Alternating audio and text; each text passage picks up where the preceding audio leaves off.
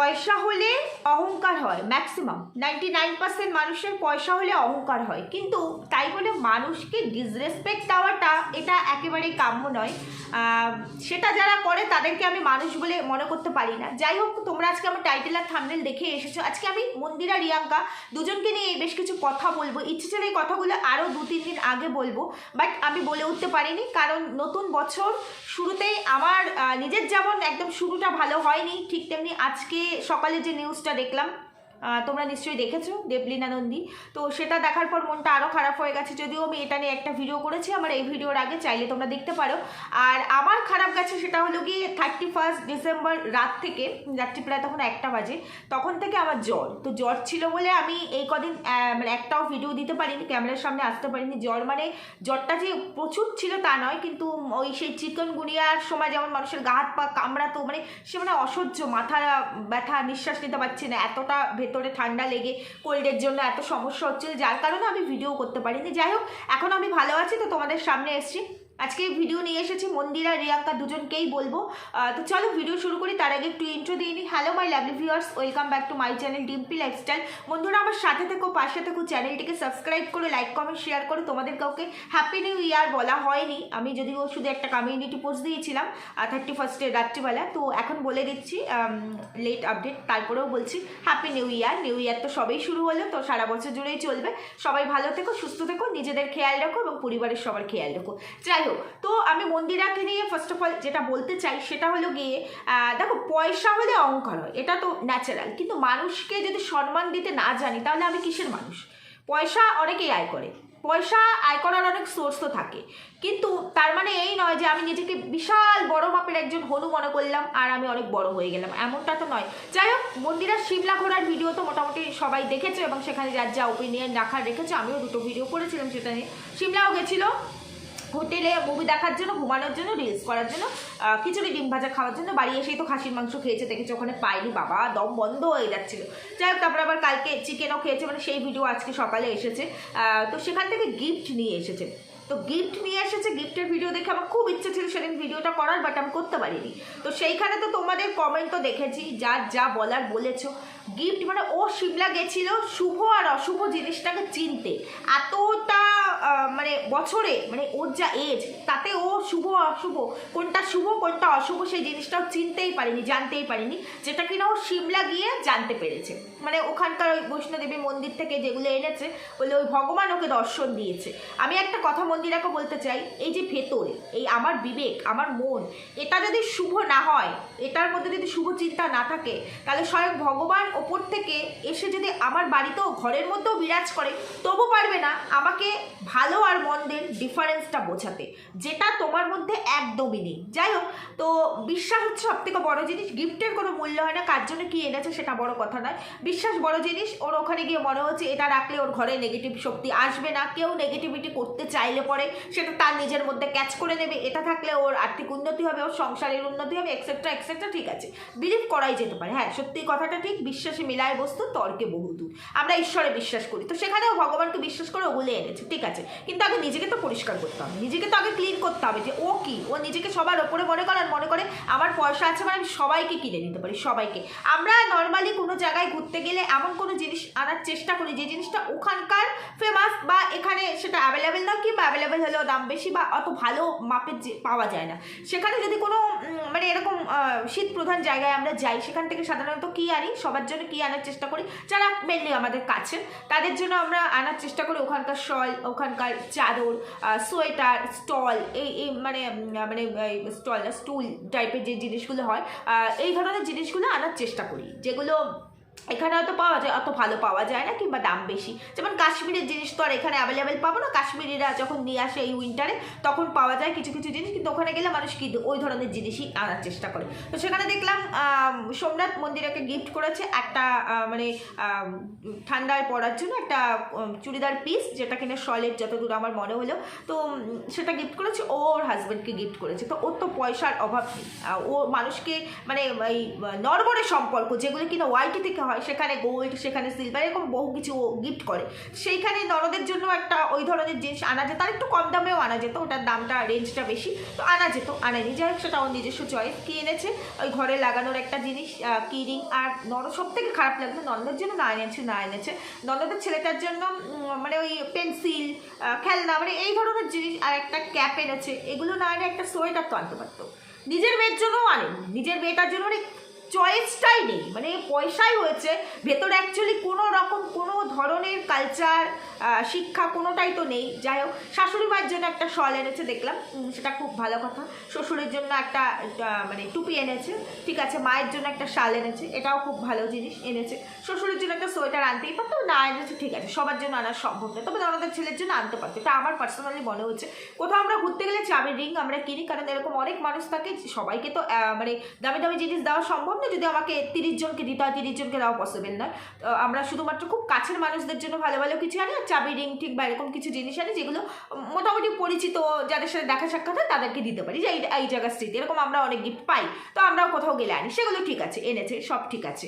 তো আমার মনে হলো যে নিজেদের জন্য যা যা কিনেছে, যেভাবে টাকা পয়সা ওয়েস্ট করেছে ওখানে গিয়ে ফর নাথিং, মানে ঘুরতে গিয়ে ঘোরার তো কোনো মজাই নেয়নি, টাকা যেভাবে নষ্ট করেছে, তো সেখানে যখন গেলই তখন এই কাছের মানুষগুলোর জন্য একটু ভালো ভালো জিনিস আনা যেতে পারতো, মায়ের জন্য আর একটু ভালো কিছু।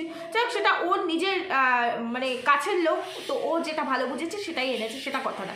কিন্তু এই যে যখন দরকার হয়, যখন প্রয়োজন হয়, তখন তো মা, শাশুড়ি মা এরাই তো ওকে দেখে, মানে অন্য কেউ তো দেখে না। এই যে যতই বলুক আমার এই দিদিদের জন্য, এই অমুকের জন্য সেই, কিন্তু তারা তো দেখে না, দেখে তো এই মা আর শাশুড়ি মা। যেমন এই যে ও একটা শো দেখতে গেছে, ওর ভালো লাগে যাকে, সেই সিঙ্গারের শো দেখতে গেছে, তো সেখানে ওর মেয়েটাকে ওখানে রেখে গেছে। ও কোথাও যাচ্ছে, মেয়েটাকে শ্বশুর মানে শাশুড়ির কাছে রেখে যাচ্ছে, একটা কালী পুজোতে যাচ্ছে, মেয়েটাকে শাশুড়ির কাছে রেখে যাচ্ছে। তারা তো দেখছে, তারা তাদের সাথে ও থাকছে না, খাচ্ছে না, সবাই আলাদা আলাদা সেপারেশনে আছে, মানে যার যার বাড়িতে শেষে থাকে, বাট তারপরেও তারা তো দেখছে, তারা তো এই দায়িত্ব নিচ্ছে। কিন্তু ও কি করে, ঠিক আছে গিফট বাদ দাও, যার যতটুকু মনে হয়েছে সে ততটুকু এনেছে, ওর ক্যাপাসিটি না থাকলে এই কথাগুলো আসতো না, ঠিক আছে, তারপরেও এনেছে, ঠিক আছে, এনেছে তো সেটাই বড় কথা। কিন্তু সব থেকে খারাপ লাগলো কি জানো, যেখানে ও এত আধিক্যতা দেখায়, দিদি দিদি দিদি, যেই সম্পর্কগুলো মানে এই জাস্ট সোশ্যাল মিডিয়ার থ্রু, যে সেই সম্পর্কগুলোর জন্য ওর এতটা মানে পজিটিভনেস, কিন্তু যারা অ্যাকচুয়ালি রিয়েল, যারা বিপদে ওর পাশে থাকে, বিপদ থেকে ঠেকা দেয়, মানুষের সঙ্গে যুদ্ধ করে, সমাজের সঙ্গে যুদ্ধ করে, সেই মানুষগুলোকে মন্দিরা কখনোই মূল্য দেয় না। এই যে মন্দিরার মানে অ্যানিভার্সারি বলো বা মন্দিরার বার্থডে বলো, যেটাই বলো, এত কিছু প্রয়োজন হলে শ্বশুরবাড়িতে মেয়েকে রেখে যাচ্ছে, প্রয়োজন হলে তাদেরকে ইউজ করছে, যেটা বলা।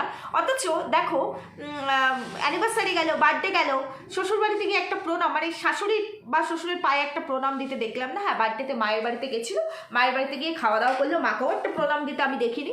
যাই হোক, তো সেখানে মানে শ্বশুর শাশুড়ি তো মানে একই বাড়িতে থাকে, আলাদা ঘর আলাদা হলেও মানে একই জায়গাতেই তো থাকে, তো সেইখানে দেখলাম না তাদেরকে একটা প্রণাম করতে। আর সোমনাথ দাও এইসব বিষয়ে মানে ওর কোনো ব্যাপার না, আগে ওকে খুব ভালোই বলতাম আর কি, ভাবতাম আর কি যে সোমনাথ দা রিয়েল একজন ভালো মানুষ, বাট এখন সেও পয়সার কাছে বিক্রি হয়ে গেছে, বউ ইনকাম করছে, সুতরাং বউয়ের ইনকাম বাড়াতে হবে, তাই কিছু নেগেটিভ কথাবার্তা বলতে হবে, কন্টেন্ট দিতে হবে, কন্ট্রোভার্সি নিতে হবে, এবং সেখানে আমাদের পয়সা আসবে। এরা এখন শুধু পয়সা চিনে গেছে, আর পয়সা দিয়ে ভাবে মানুষকে কিনে নেওয়া যায়, যা ইচ্ছা তাই করা যায়। তো এতটুকুই আমার বলার ছিল, আমার মনে হলো এই কথাগুলো বলা উচিত, যেহেতু দেখছি এটা যেহেতু সোশ্যাল মিডিয়ার মার্কেটে বিক্রি করছে, তাই জন্যই বললাম, মানে আমিও বিক্রি করি, যে আমি নিজে যে কথাগুলো বলছি এটাও বিক্রি করি। তো যে আমরা যারা সোশ্যাল ইনফ্লুয়েন্সার আছি, তো আমরা যদি এমন কিছু করি, তো সেটা নিয়ে মানুষের তো জাজ করার রাইটস অবশ্যই আছে, সেই জায়গায় বললাম। ঠিক তেমনি রিয়াঙ্কাকেও কিছু কথা বলতে চাই, আজকে ভিডিও খুব বেশি বড় করবো না, ছোট ভিডিওই করবো। তারপরেও রিয়াঙ্কার ছেলের অন্নপ্রাশন গেছে, তোমরা দেখেছো, ভিডিও দেখেছো, এবং রাত্রিবেলা আমি বলেছিলাম যেদিন লাস্ট ভিডিও করেছিলাম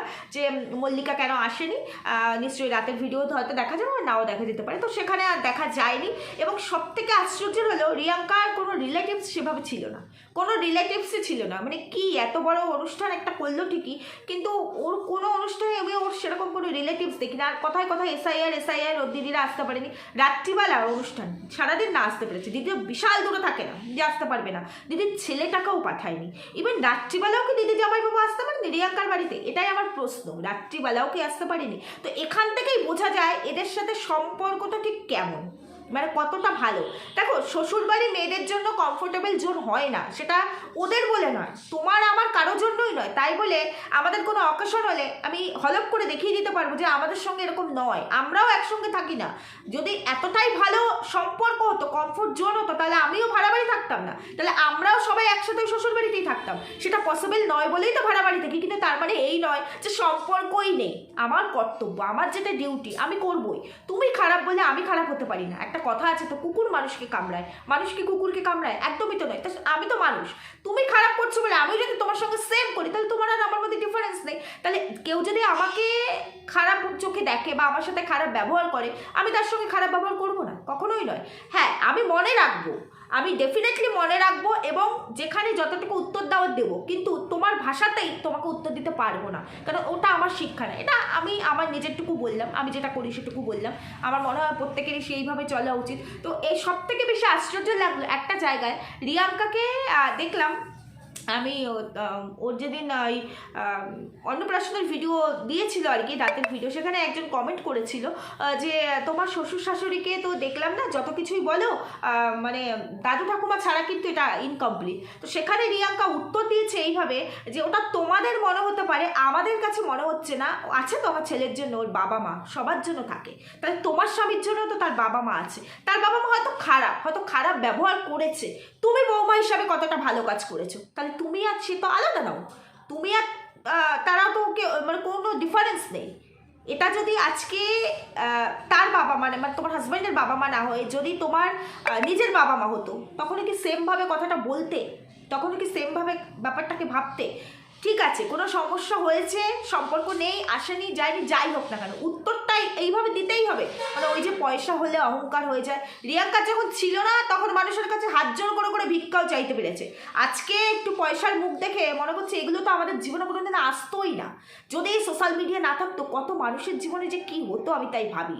সত্যি রিয়াঙ্কা তো শিক্ষিত, রিয়াঙ্কা তো অন্তত মন্দিরার মতো, মানে ওর মধ্যে শিক্ষা নেই এরকম ব্যাপারটা তো নেই। ও তো একটা শিক্ষিত মেয়ে, ওর মধ্যে যে কালচার নেই, ওর মধ্যে যে দাম্ভিকতা, এত অহংকার, সেটা ভাবতে পারিনি। সেটা ওর ছেলে যখন হয়েছে তখনই ওর টাইটেল থাম্বনেল কথাবার্তাতে বোঝা গেছিলো, ওর বরের কমেন্টে রিপ্লাই দেওয়াতে বোঝা গেছে, আর এখনও বোঝা গেল।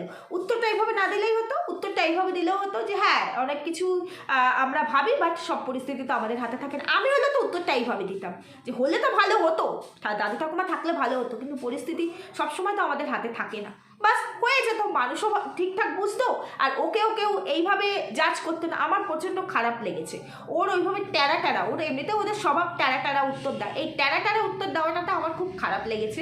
তো সেই জন্য আমার মনে হলো, তা না হলে আমার বাড়ির অনুষ্ঠান কাকে ডাকবো না, আমি কিভাবে করব, এটা অন্য কারো বলার বিষয় নয়, সেটা সম্পূর্ণ আমার পার্সোনাল চয়েস। কিন্তু যেহেতু সোশ্যাল মিডিয়ার মার্কেটে এগুলো আসে, মানে এগুলো ভিডিও হিসাবে আসে, তাই কিছু কথা বলি। আর এই যে জায়গায় খারাপ লাগে সেই জায়গায় মনে হয় যেহেতু কন্ট্রোভার্সি ক্রিয়েটার বলা উচিত, তাই জন্যই কিছু কথা বলি, তাছাড়া বলার কোনো প্রয়োজন পড়ে না আর কি। তো এই জায়গাটাতে খারাপ লেগেছে, যদিও আমি ওদের আর কোনো রকম গিফটের ভিডিও বা অন্য কোনো রকম ভিডিও আমি আর দেখিনি। ওই যে বললাম আমার শরীরটা খারাপ ছিল আর কি, সেই কারণে আমি আর কোনো রকম ভিডিও দেখতে পারিনি। আমি নিজেও ভিডিও করিনি বা কারো ভিডিও দেখিনি, কিন্তু ওই যতটুকু দেখেছি ততটুকুতে আমার প্রচণ্ডই খারাপ লেগেছে। আর এখানে আমার মনে হয় রিয়াঙ্কা এখন অনেকটা মন্দিরের হাওয়া লেগেছে, মানে ওই নিজেকে সবসময় মানে শো অফ করার ব্যাপারটা থাকে, ও নিজেদেরকেই শো অফ করতে চায়। দেখো আমি এতটা করেছি, আমার ইচ্ছেগুলো পূরণ হয়েছে, আমি অমুক তমুক। মানুষ নিজের ইচ্ছে পূরণ করার জন্যই পরিশ্রম করে, যে আমি পরিশ্রম করছি যাতে আমি আমার স্বপ্নগুলো পূরণ করতে পারি, প্রত্যেকটা মানুষ। এবার কেউ সাকসেসফুল হয়, কেউ সাকসেসফুল হয় না, এটাই হচ্ছে ডিফারেন্স। কিন্তু তার মানে এই নয় যে আমি অন্য মানুষকে অপমান করতে পারি। এটাতে ভিউয়ার্সদেরকে এইভাবে উত্তর দাও মানে তাদেরকেও আমি অপমান করলাম, কারণ তারা হচ্ছে লক্ষ্মী। সোশ্যাল মিডিয়া আমরা যারা কাজ করি, আমাদের লক্ষ্মী হচ্ছে আমাদের ভিউয়ার্সরা। আর এমন কোনো খারাপ কমেন্ট করেনি যে না খারাপ কমেন্ট করেছে ঠিক আছে সেখানে আমি উত্তরটা দিলাম, কোনো রকম খারাপ কমেন্ট কিন্তু করেনি যে এখানে দাদু ঠাকুমা থাকলে জিনিসটা কমপ্লিট হতো, এরকম একটা প্রশ্ন করেছে। সেই জায়গায় উত্তরটা এরকম না হলেই মনে হয় ভালো হতো যে তোমরা ওরকম ভাবছো, আমরা ভাবছি না, তোমার ভাবনাতেই তো দুনিয়া চলে না। তোমার ভাবনাতেই তোমার পকেটে পয়সা ঢোকে না, মানুষ তোমাকে ভাবছে দেখছে বলেই তোমার পকেটে পয়সাটা ঢুকছে। এটা বোধহয় তোমার মধ্যে শিক্ষা থাকলেও এই বুদ্ধিটা তোমার মাথায় বোধহয় নেই, তা না হলে তুমি এতটা মানে কন্ট্রোভার্সিয়াল টপিক্সের মুখে পড়তে না। তবে সামনের দিন না জানি আরও কত কিছু এরকম দেখতে হবে, আরও কত কিছু এরকম শুনতে হবে। যাই হোক, তোমাদের রিলেশন, তোমাদের ব্যাপার, তোমরা যেটা ভালো বুঝবে সেটাই করবে, এখানে আমাদের কিছু বলার নেই। তবে খারাপ দেখলে উত্তর দেব, কথা বলবো, সেই রাইটসটা আমাদেরও আছে। তোমাদের যেমন রাইটস আছে যে নিজেদের ইচ্ছে মতো চলার, কেউ প্রশ্ন করলে তার নিজেদের ইচ্ছে মতো উত্তর দেওয়ার, ঠিক তেমনি আমাদেরও রাইটস আছে যে তোমাদের কোথাও খারাপ কিছু দেখলে সেটা নিয়ে কথা বলার। ঠিক বললাম না ভুল বললাম জানিও। সুস্থ থেকো, ভালো থেকো, দেখা হবে পরবর্তী ভিডিওতে। আজকে এখানে রাখছি, টাটা।